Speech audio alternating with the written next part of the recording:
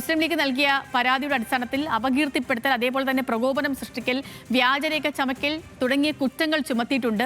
പ്രസാദ് ഉടുമ്പശ്ശേരി തുടരുന്നുണ്ട്. നമുക്കിപ്പം പ്രസാദ്, ഇപ്പം ശാന്തകുമാർ വള്ളാലത്ത് പറയുകയായിരുന്നു, സാദിഖ് അലി ശിഹാബ് തങ്ങൾ അദ്ദേഹത്തിനെതിരെ വന്ന ഫേസ്ബുക്ക് പോസ്റ്റ് പരാതിയൊക്കെ വന്നു. പിന്നാലെ ഇപ്പോൾ KT ജലീൽ അടക്കം എതിർപക്ഷത്ത് നിൽക്കുന്ന എതിർചേരിയിൽ നിൽക്കുന്ന നേതാക്കളടക്കം സാദിഖ് അലി തങ്ങളെ പിന്തുണച്ചുകൊണ്ടുള്ള ഫേസ്ബുക്ക് പോസ്റ്റുകളും അവരുടെ പ്രതികരണങ്ങളും ഒക്കെ വരുന്ന മണിക്കൂറുകൾ കൂടിയാണ്.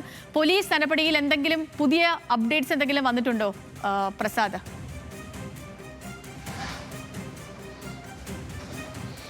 സതലക്ഷ്മി, ഇതിലിപ്പോൾ സൈബർ പോലീസ് കേസെടുത്ത് അന്വേഷണം ആരംഭിച്ചിട്ടുണ്ട്. പ്രധാനമായും ഇത് ഈ ID ഏതാണ് എന്നുള്ളത് കണ്ടെത്തണം, ആരാണ് ഇതിന്റെ പുറകിൽ എന്നുള്ളത് മനസ്സിലാക്കേണ്ടതുണ്ട്. അത്തരം പരിശോധനകളിലൊക്കെ കടക്കാൻ പോകുന്നതേ ഉള്ളൂ. എന്തായാലും അതിവേഗത്തിൽ തന്നെ ഇന്നലെ രാത്രിയാണ് മുസ്ലിം ലീഗ് നേതൃത്വം ഈ വിഷയവുമായി ബന്ധപ്പെട്ടുകൊണ്ട് അവർ പരാതി നൽകിയിട്ടുള്ളത്. ഉടൻ തന്നെ പോലീസ് കേസെടുക്കുകയും അന്വേഷണം ആരംഭിക്കുകയും ചെയ്തിട്ടുണ്ട്. ഇപ്പോൾ കേസെടുത്തിരിക്കുന്നത് ഒന്ന് അപകീർത്തിപ്പെടുത്തൽ, പ്രകോപനം സൃഷ്ടിക്കൽ, വ്യാജരേഖ ചമയ്ക്കൽ തുടങ്ങിയ IT act, Kerala police act, BNS തുടങ്ങിയയിലെ വിവിധ വകുപ്പുകൾ പ്രകാരമാണ് കേസെടുത്തിട്ടുള്ളത്. എന്തായാലും ഇതിൽ വ്യാപകമായ ഒരു ആവശ്യം ഉയർന്നിരിക്കുന്നത് ഇതുമായി ബന്ധപ്പെട്ടുകൊണ്ട് സാദിഖ് അലി ശിഹാബ് തങ്ങൾക്കെതിരെ ഈ അധിക്ഷേപ പരാമർശങ്ങൾ അത് അന്വേഷിക്കണം എന്നുള്ളതാണ്.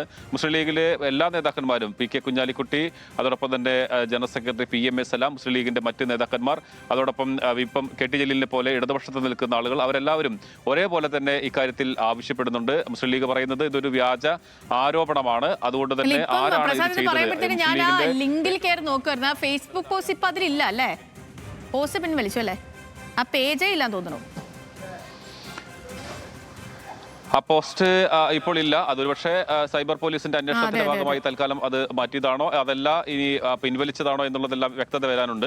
എന്തായാലും ഇതിനകത്ത് ശക്തമായ ആവശ്യം ഉയർന്നു കഴിഞ്ഞിട്ടുണ്ട്. ഇത് മുസ്ലിം ലീഗിന്റെ നേതാക്കൾ എല്ലാവരും ഒരുപോലെ പറയുന്നത് വ്യാജ ആരോപണമാണ്. തെരഞ്ഞെടുപ്പ് സമയത്ത് അത് മുസ്ലിം ലീഗിനെയും UDF-നെയും അപകീർത്തിപ്പെടുത്താനുള്ള ശ്രമമാണ് ഉണ്ടാകുന്നത് എന്നാണ് പറയുന്നത്.